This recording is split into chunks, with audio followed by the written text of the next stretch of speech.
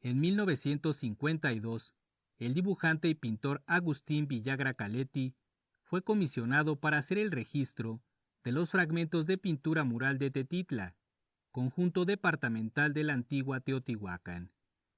Villagra los nombró por sus características pinturas realistas. En junio del 2006, la familia de Villagra Caletti donaron al Instituto de Investigaciones Estéticas de la UNAM los dibujos, reproducciones a color y calcas de diversos murales, entre ellos los de los corredores 12 y 12A de Tetitla. En ese contexto es como sale a la luz el libro, Las pinturas realistas de Tetitla, coordinado por Leticia Steines y Christoph Helkem, en donde se incluyen 6 artículos señalando la relación entre mayas y teotihuacanos reflejada en los murales del conjunto departamental, acompañándose del álbum de pinturas que se originó durante el registro que llevó a cabo Agustín Villagra Caletti.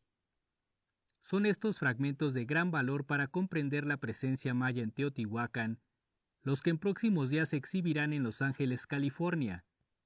Para conocer el trabajo que ha realizado el Departamento de Conservación y Restauración de la Zona Arqueológica de Teotihuacán, entrevistamos a la restauradora Liliana Alfaro, quien nos comenta el proceso y la estrategia que han desarrollado para tenerlos en las mejores condiciones de conservación y que su traslado no implique ningún riesgo. Bueno, entonces estos fragmentos, cuando se separan y se entregan al acervo y permanecen ahí 60 años, mucha gente no los conocía, no se habían exhibido porque no estaban en las condiciones óptimas, simplemente tenían una capa de ribete, es decir, si me permites mostrarte cómo se observaban, déjame te muestro que este es un pedazo de aplanado también que procede de un contexto de relleno. Básicamente era lo mismo, ¿no? Nada más que aquí no tenemos ningún diseño polícromo. Los diseños polícromos se encontraban y son capas de 3, 5, 8 y hasta 11 centímetros de aplanado de lodo. Cuando tú tocas esto, finalmente se desprende. No sé si se puede apreciar la sensibilidad del material. Este material es muy sensible, con un riesgo extremo a perderse y a desprenderse. De tal forma que durante la década de los 60 se cubrieron todos con una capa de cemento, un resane, un ribete, y ya lo protegiera como un pequeño cascaroncito, ¿no? Que ya te permitía que esto no se desprendiera. Así fue como llegaron 13 fragmentos inéditos de pintura mural. La mayoría, gracias al estudio estilístico, provienen de Tetitla. ¿Y qué hay que hacer? Pues estos murales son solicitados para una exposición internacional en Estados Unidos. Y un fragmento así, aún con su capa de resane de cemento, no puede ser ni manipulado, tampoco puede ser almacenado, ni mucho menos exhibido, ¿no? Entonces, ¿qué es lo que buscábamos? Generarles las condiciones óptimas para su almacenaje, traslado y exhibición en una exposición. Te digo que algunos fragmentos tenían una capa de 11 o más centímetros de aplanado, más aparte el peso y el volumen que le aportaba el cemento. Lo que hicimos antes fue primero tratar la capa pictórica, ¿qué? La capa pictórica es lo más sensible, pero es lo que nos da la información. Es lo más delgado, pero es lo que nos está diciendo de qué trata la pintura mural. Venía del esnable, ¿qué es eso? Que tú podías tocarla y el pigmento se desprendía. Venían con muchas pérdidas, pigmentos muy sensibles y pulverulentos. Y el primer trabajo fue, después del registro, fue fijar la capa pictórica, esos pigmentos que están sueltos, parece un polvo, los fijamos, después resanamos todas las grietas que había en superficie, se encuentran múltiples grietas que finalmente es como una palanca, si tú dejas un borde expuesto o una fisura, de ahí va a empezar a desprenderse el material, entonces hay que asegurarlo con ribetes y resanes. Después de eso, ya cuando el material está estable, que ya de cierta forma lo puedes tocar o manipular, la idea no es tocarlo, desde luego, pero tú sabes que va a haber mucha manipulación en el fragmento cuando se haga el soporte de montaje. Cuando la capa pictórica ya se encontraba lista, el Departamento de Conservación ideó una estrategia de cómo se van a montar. La estrategia no consistió nada más en decidirla 2 o 3 personas, consistió primero en hacer investigación de archivo, en en el Archivo Técnico de Conservación de Patrimonio Cultural, para ver cómo se hacían los montajes de la pintura mural en la década de los 60. También se hizo una investigación en campo, en el acervo del Museo de Antropología, para ver esos fragmentos cómo estaban, porque aunque la colección está disociada, porque tenemos colección aquí en la zona arqueológica y hay colección en el Museo de Antropología, lo ideal sería que lleve una coherencia, ¿no? Porque todo es el mismo contexto original y no queremos crear colecciones separadas ni colecciones cada una con sus características propias, porque ese no es el asunto es que todo procede del mismo sitio, ¿no? La zona arqueológica y el mismo contexto original. Cuando se hizo esta investigación de archivo e investigación de campo y además comparando con lo que ya está exhibido en el museo, se decidió que finalmente, como se habían estado tratando los murales en estos 60 años, era en verdad colocarles un soporte auxiliar, que es lo que te permite mantenerlos, es como una especie de marco, ¿no? ¿No es así? Entonces decidimos que íbamos a utilizar resinas, son resinas sintéticas, que son suaves, son blandas, son ligeras y son totalmente reversibles. Hicimos un montaje, la pintura mural no va directamente embebida en la resina, sino no se observa, pero tiene una capa que la delimita, que la aísla, para que en cualquier momento tú rebanes esto y te lleves el soporte auxiliar en caso de que no sea lo idóneo. O sea, es un criterio que aplicamos siempre, que es reversible.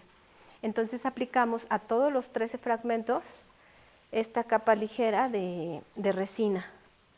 Como puedes ver, esto es lo que yo puedo manipular y lo que yo puedo montar en exhibición sin hacerle daño a la pintura mural. Entonces, esto es ligero, lo puedes almacenar, lo puedes guardar, lo puedes catalogar y además es lo que queríamos. La primera intención era su exhibición en el Museo de Los Ángeles. Y esta estrategia y esta técnica, si se puede llamar así, que por la que han optado para justo para estos 13 fragmentos, ¿se había aplicado anteriormente o es la primera vez que ustedes han logrado a partir de la investigación de archivo y todo esto? Pues es muy interesante tu pregunta, porque en realidad sí lleva una coherencia con todo lo que se ha aplicado en estos 60 años. Entonces, básicamente podríamos decir, es lo mismo, pero actualizado. O sea, es el mismo concepto de montar los fragmentos en un soporte auxiliar, que es el soporte el que tú estás manipulando, el que tú tocas, el que sostiene el fragmento, pero sin embargo tú no estás directamente interviniendo en el fragmento, ¿no? Mira, yo lo estoy tocando y no le pasa nada. Pero sí es algo que ya se había usado, pero al decirte actualizado es que después de que se hicieron los últimos montajes en los años 60 y 70, ya no se habían hecho montajes. Eso es muy interesante, es decir, de pintura mural, porque básicamente ya habían acabado con los fragmentos que desprendieron en los 60, pero tenemos miles de estos y estos ya se habían, te digo que no era la prioridad.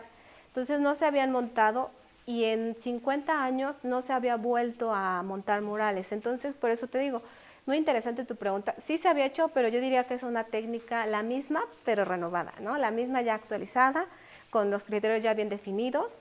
Y usamos materiales que ahora tenemos, porque aunque se usaban también materiales de montaje, eran materiales de los años 70, que ya no están, algunos están en desuso, como el honeycomb, que eran unos soportes de cartón, utilizaron soportes de unicel. Entonces, la idea es que siempre se usó, pero por ejemplo ahorita ya no usaríamos el unicel, porque se usó en esa época porque era lo que tenían disponible, no significa que tal vez ahorita sea lo mejor. Entonces, es algo que ya, te digo, más renovado, más fresco, que ya el departamento ojalá y se tome como referencia para los miles de fragmentos. Utilizamos también otros criterios como aislar el fragmento y no va directo embebido en el montaje, y los otros no eran tan reversibles, la verdad es que consolidaban el fragmento. Entonces sí es lo mismo, pero yo te diría que pues, es algo más actualizado.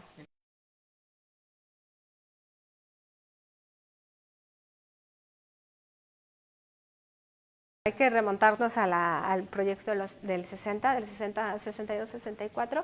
Fue la primera, bueno, no la primera vez, pero se hicieron desprendimientos de pintura mural extensivamente, ¿no? Entonces se desprendieron en esos 2 años y al mismo tiempo se iban montando en soportes auxiliares de resinas poliéster. Sin embargo, era tal la cantidad volúmenes tan grandes de pintura que no se terminaron en el 60-62 de montar. El proyecto cerró, la zona se liberó, se aperturó, sin embargo aún había cientos de murales por montar guardados. Entonces estuvieron durante 10 años, todos esos que se habían desprendido, montándose en Churubusco. Digamos que los últimos que se montaron, sí te podría decir que fueron como a finales de los 60 y principios, es más, casi ni siquiera entró la década de los 70 para montajes. Sin embargo, entonces ahí se dejaron de montar los murales. Sin embargo, en la ENCRIM se enseñaba la técnica todavía de manera académica, ya no in situ en un proyecto formal del instituto, pero sí se enseñaba en la ENCRIM pues precisamente como esta metodología académica de que el alumno lo aprendiera.